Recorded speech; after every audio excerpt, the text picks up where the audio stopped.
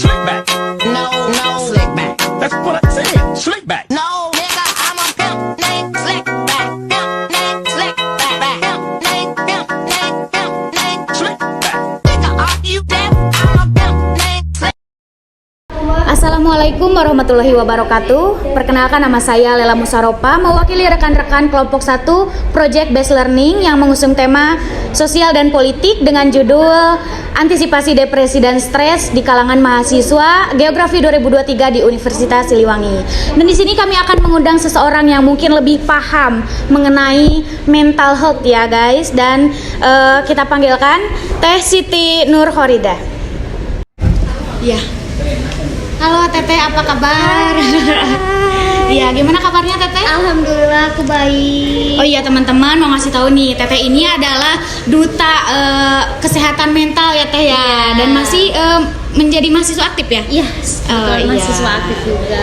Iya Teh, jadi di sini kami akan menggali informasi kepada Teteh gitu ya mengenai kesehatan mental, dan kami mengusung tema mengenai depresi dan stres di kalangan mahasiswa.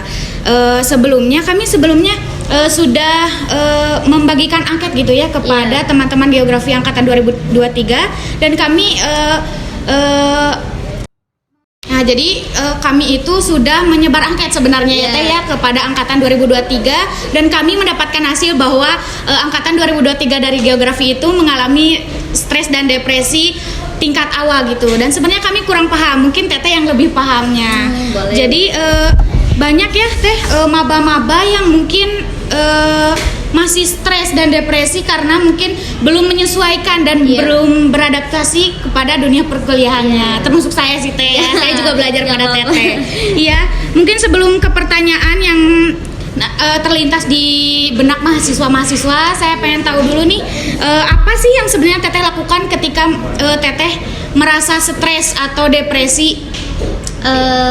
Kalau aku sendiri ya, aku kalau emang udah stres dan emang udah kacau lah gitu ya, pasti membuat pengalihan. Kayak kalau kalian suka K-pop nih, udah kita larinya ke K-pop kan, cari hiburan-hiburan tentang K-pop atau apapun itu yang emang bisa mengalihkan sedikitnya, mengalihkan pikiran stres kita.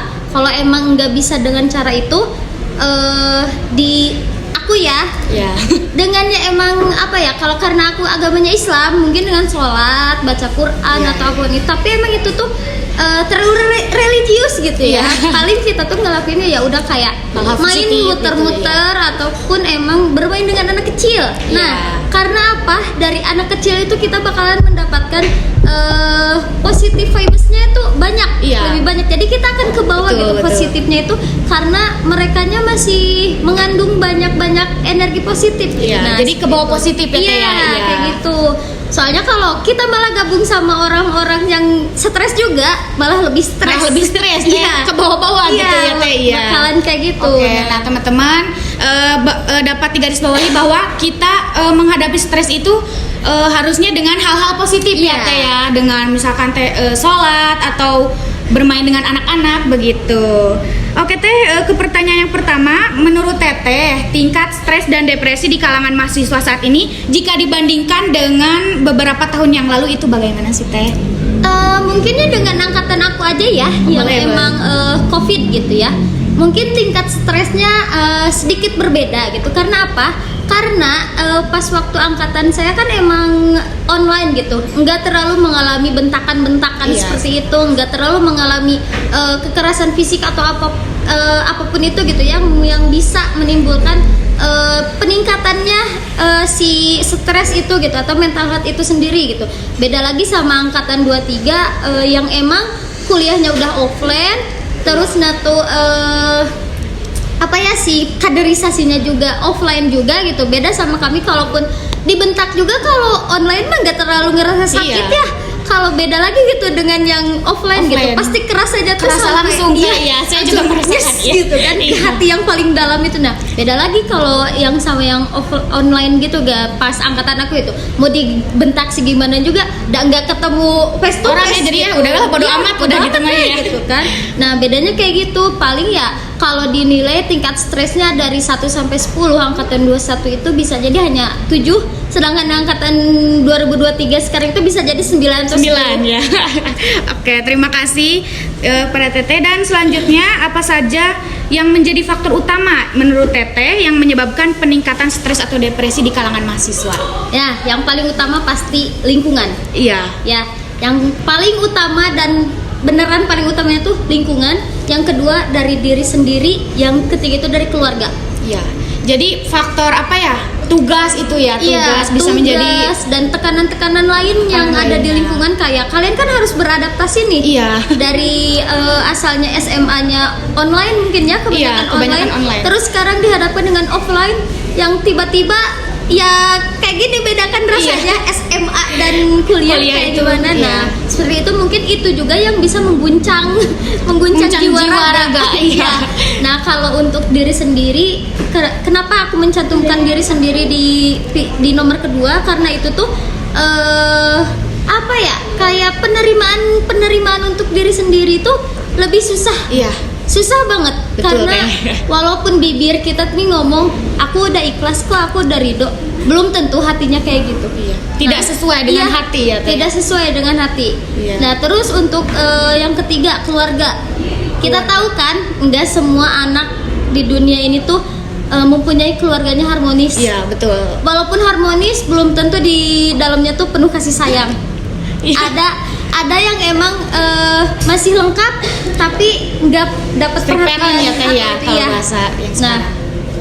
ada juga yang emang udah pisah tapi dia tuh masih bisa gitu ngerasain kasih sayangnya. Tapi orangnya tuh kurang bersyukur. Nah, itu juga balik lagi ke dirinya sendiri. Berarti gimana caranya supaya kita tuh bisa bersyukur terhadap apapun itu di keluarga. Karena kita kurang bersyukur terhadap kondisi keluarga kita, itu bakal menimbulkan efek-efek lainnya. Ya, betul sekali.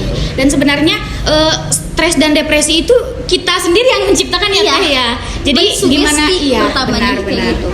Oke. Mungkin ya untuk strategi sendiri yang diitunya dari apa ya? Ya pengolahan waktu gitu.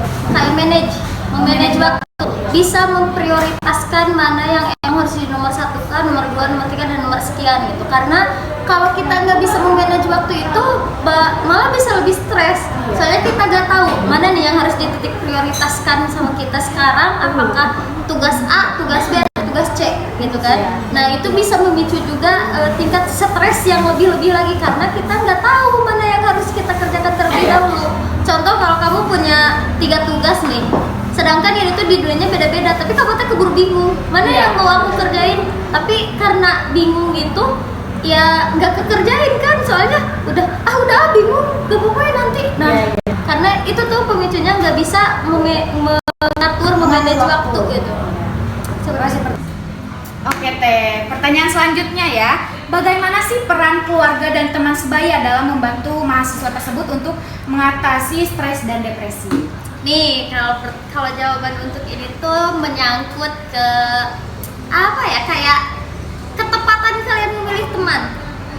Soalnya kalian salah milih teman, bakalan salah juga langkah dan segala hal yang kedepannya akan kalian ambil. Soalnya temen tuh kalau di dunia perkuliahan salah satu hal yang emang berpengaruh terhadap apapun, pergaulannya, sikapnya, terus efek yang dia berikan ke kita tuh sangat berpengaruh gitu. Soalnya contoh dia, kamu punya temen yang dia sebenarnya baik, tapi dia tuh nggak worth it untuk dijadiin temen ataupun teman curhat. Kayak setiap curhat tuh pasti diselubungkan kata ya mending kamu kayak gitu. Jadi ada adu nasib ya, seperti itu. Itu enggak banget untuk jadiin teman. Nggak worth it ya? Iya, karena apa? Kita berhadapan dengan teman kayak gitu tuh semakin menguras energi. Kita tuh kan lagi butuh dirangkul, lagi butuh dipeluk gitu. Ini malah dibanding-bandingkan dengan dia yang emang tahu kok gitu kamu juga punya masalah, tapi setidaknya dengerin nih masalah aku gitu. Nah, bisa ngebandingin kayak gitu. Nah, teman, keluarga itu beneran seberpengaruh itu terhadap mental health kita. Soalnya apa? Ya mereka yang suka kita temuin juga.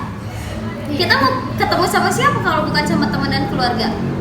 Keluarga nih ya, kalau di keluarga rata-rata karena mungkin pemikiran kolot di keluarga itu kayak suka apa ya berpikiran nanaonan sih bararane teh jeung bisa ada kesehatan mental gitu ke namanya mental health kayak gitu. Soalnya kan apa yang kalian lakuin nggak sebandingkan cina dengan pekerjaan orang tua. Itu salah karena apa? Di usia 18 tahun sampai 25 tahun itu remaja dan anak muda itu rentan banget sama yang namanya depresi, stres, anxiety, bipolar dan lainnya. Itu teh masih sangat rentan gitu untuk terjadi di mereka. Nah makanya rangkulan dari keluarga, teman dan lingkungan itu sangat berpengaruh gitu kepada mereka. Apalagi nih ya, kalau ada nih contoh aku udah ngalamin anxiety, tapi nggak ada rangkulan dari keluarga, nggak ada rangkulan dari teman, itu malah semakin down. Soalnya aku semakin ngerasa aku sendiri. Iya. Nah, semakin ngerasa sendiri itu bakalan semakin down banget. Karena itu memilih teman itu sangat penting. Harus apalagi selektif. iya. Beneran. Gak apa-apa sekarang pertama semester 1 temennya mungkin lebih dari 20 atau 30. Nah, nanti kan pasti bakalan ada penyeleksian alam.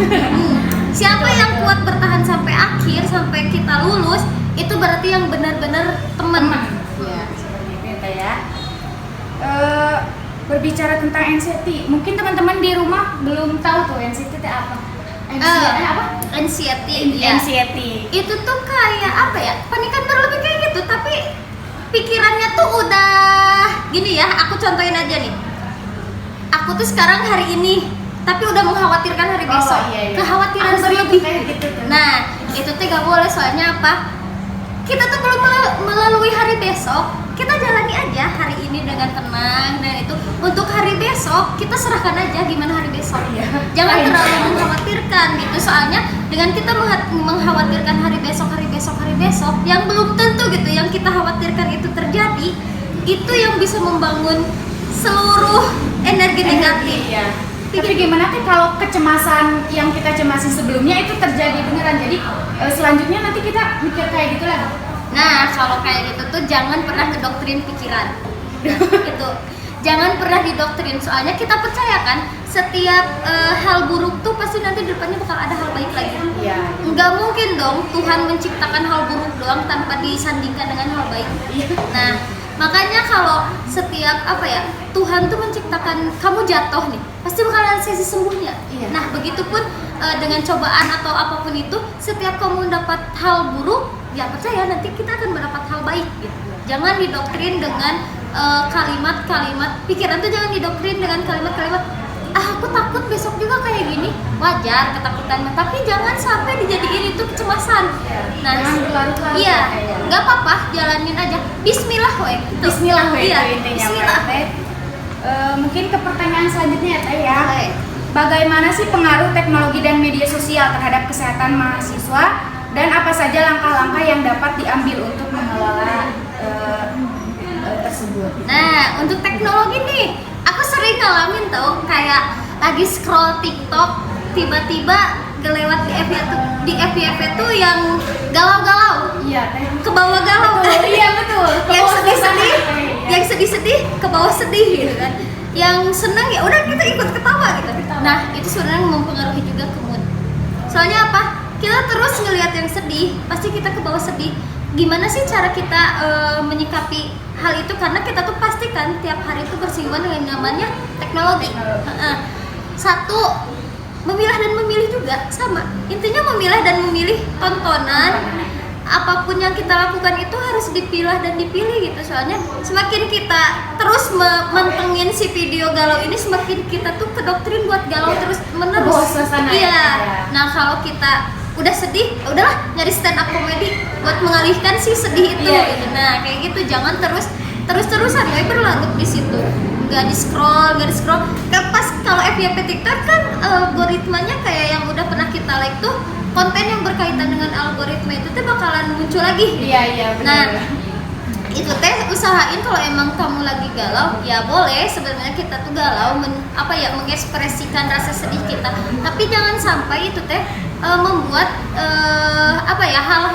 hal-hal positif di diri kita tuh keambil alih dengan hawa-hawa sedih itu gitu. Dengan ya caranya kayak gitu, kalau emang udah ada nemu video yang sedih yang galau kayak gitu skip aja, skip. Wajar, emang sebenarnya wajar kalian sedih, kalian galau, tapi jangan sampai berlebihan lah gitu. Harus punya pelarian juga, kayak kalian suka iya kayak tadi Korea atau anime gitu. Kalau para wibu kan anime gitu ya bulannya. Kalau para gamers berarti Mobile Legends yang kayak gitu kan. Nah itu tuh jadiin pelarian, tapi rata-rata yang ke gaming tuh malah lebih stres, soalnya nambah stres. Malah nambah stres. Iya, soalnya permainannya itu malah lebih gila gitu kan. Orang-orangnya juga gitu. Nah, berarti harus mempunyai cara lain juga. Kalau aku nih, kalau udah stres dari internet itu tuh cari pelarian lain. Aku hobi ngelukis, ya udah dilapisinnya ke ngelukis gitu. Wah, jadi kalau untuk internet mana pasti kita bakal bersinggungan, jadi susah sih gimana kita menyikapi itu sendiri. Jadi intinya kita harus bijak lah ya memilih tontonan. Berbicara tentang internet nih Teh, semalam saya melihat berita mengenai membunuh diri gitu 3 mahasiswa di NTT. Itu bagaimana sih tanggapan Teteh mengenai mahasiswa yang seperti itu? Karena aku juga sering mengalami sesuatu yang emang mendoktrin diriku untuk mengakhiri semuanya gitu. Tapi alhamdulillah ya enggak sampai kayak gitu ya Allah, amit-amit kalau sampai kayak gitu ya. Itu tuh gimana cara kita untuk mendoktrin pikiran kita kembali seperti semula. Karena semakin kita berlarut-larut di situ tuh pasti bakalan semakin mudah juga setan-setan nakal itu untuk menghasut gitu. Menghasut. Contoh nih ya, aku waktu 3 minggu ke belakang itu kuliah juga 1 minggu 4 hari bolong, sedangkan aku tuh 5 hari kuliah di dalam 1 minggu dan 4 harinya itu bolong. Cuma 1 hari? Iya, cuma 1 hari. Karena apa? Pas waktu itu teh emang lagi down banget. Terus aku kalau lagi down nggak mengizinkan siapapun untuk masuk ke ruangan, ke kamar sendiri ya. Nah itu salahnya. Soalnya pas semakin kita sendiri, semakin mudah kita terpengaruhi sama pikiran-pikiran buruk itu. Seenggaknya kalau ada berdua mah, kita juga ada yang ngawasin. Dan kalau emang udah kayak gitu, kayak alat-alat yang emang tajam, kaca, cutter, gunting dan lain halnya itu jauhin. Iya, jauhin. Kita udah tahu kita lagi kacau, itu bungkus aja pakai kain, pakai kresek atau apapun itu, jangan sampai kelihatan sama mata kita. Sabun jangan sampai, karena setan tuh ngegodanya, itu tuh bukan sabun, itu tuh jus loh. Iya. Pernah kayak gitu. Iya, pernah kayak gitu. Tapi jangan. Nah, mungkin karena kembali lagi ya, kita umat muslim punya keimanan, punya keyakinan dengan kita pulang tanpa dijemput, malah kita yang menyerahkan diri, itu nggak bakalan berakhir. Kita mungkin pas waktu mau mengakhiri itu tuh mikirnya penderitaan aku bakalan berakhir di sini, udah. Padahal salah ya. Iya, abis itu penderitaan yang sebenarnya bakal datang.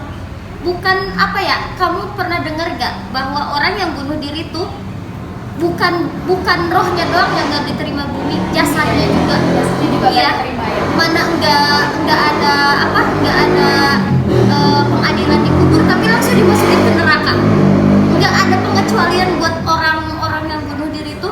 Buat aku karena sering ngelakuin hal-hal baik, pasti pantas kok buat ke surga. Enggak.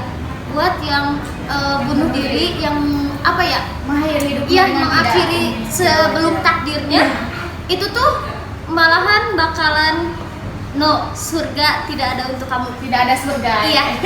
Mana terombang-ambing juga kalau kalian percaya gak percaya ya terhadap hal-hal mistis kayak gitu. Fun fact juga, aku bisa ngeliat kayak gitu. Iya. Makanya aku tuh sering ngeliat orang yang bunuh diri tuh nggak pulang sebenarnya, tapi dia masih nunggu untuk dijemput. Gimana itu Teh? Pernah melihat? Sering, karena kemarin juga kebetulan doain juga ya, teman aku kemarin ada juga yang meninggal juga karena beliau juga depresi yang emang udah bipolar juga, bipolarnya udah bipolar parah banget gitu, sampai ya udah sama keluarganya juga udah, ya itu mah problemnya dari semua. Makanya dia emang mungkin menurut dia itu pilihan terbaiknya, tapi mohon doanya juga ya, semoga dia ditempatkan di sisinya dengan baik gitu. Walaupun emang kita tahu orang yang mengakhiri hidupnya nggak bakalan sebaik itu nanti di sini, tapi kita berdoa dulu harus gitu ya.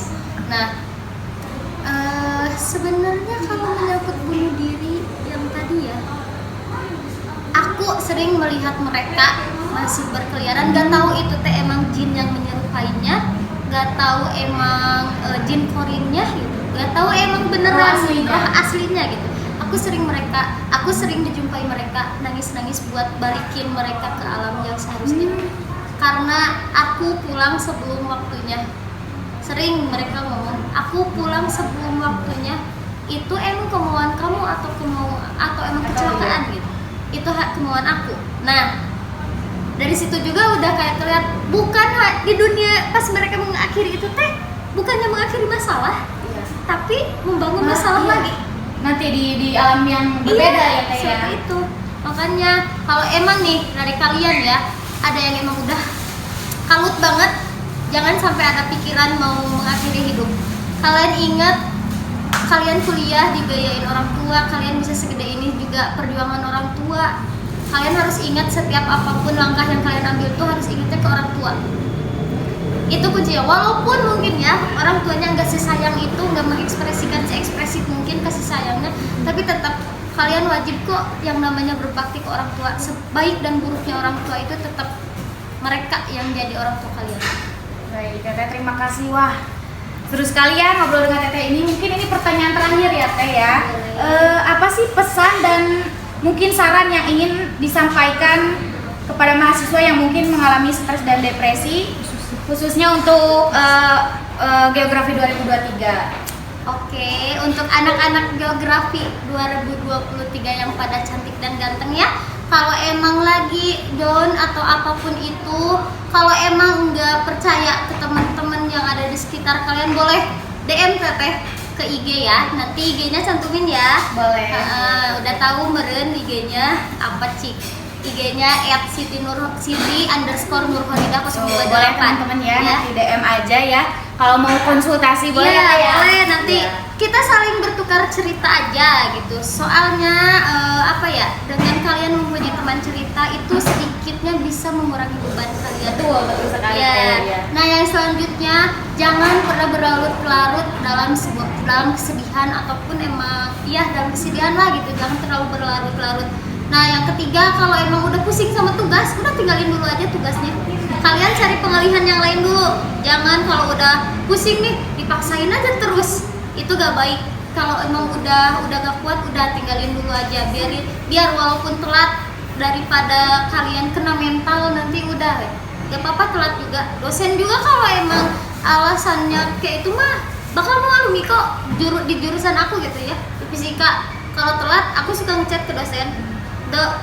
Pak maaf ya aku telat karena tadi lagi kayak gini jelasin secara mungkin Dosen bakal mengerti mengerti gitu kalau kita menjelaskan dengan baik. Yang selanjutnya jaga diri kalian dan kesehatan mental kalian itu dari lingkungan-lingkungan yang emang negatif buat diri kalian. Kalau emang dirasa lingkungannya udah toksik, udah nggak bener buat dilanjutin lagi gitu sebagai kita untuk bertahan hidup gitu, ganti aja lingkungannya, nggak apa-apa. Kalau bisa memang cut off aja ya orang-orangnya daripada ke kaliannya nggak sehat. Nah, gitu. Seperti itu ya. Iya. Mungkin terima kasih Teteh ya. Iya, Dan sekian sama-sama. mungkin yang dapat kami sampaikan. Saya pamit undur diri dan semoga informasi ini sangat-sangat bermanfaat bagi kalian. Mungkin terima kasih Teteh. Iya, sama-sama. Wassalamualaikum warahmatullahi wabarakatuh. Waalaikumsalam.